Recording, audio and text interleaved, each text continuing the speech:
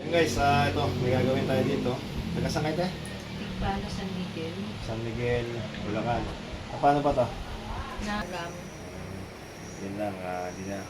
Pero sa ospital, di na kaya daw. Ang nung 1 week and 3 days, punta kami ng emergency. Ang sabi, hindi na pwedeng simento. Ano pa?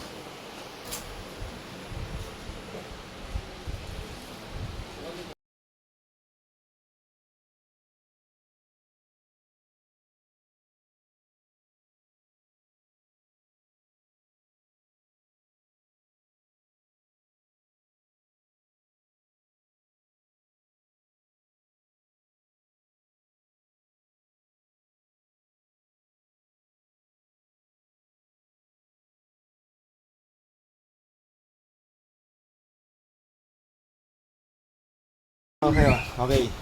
Tama na, go-vlog ko na yung ano. Yan guys, kung makita nyo, yan.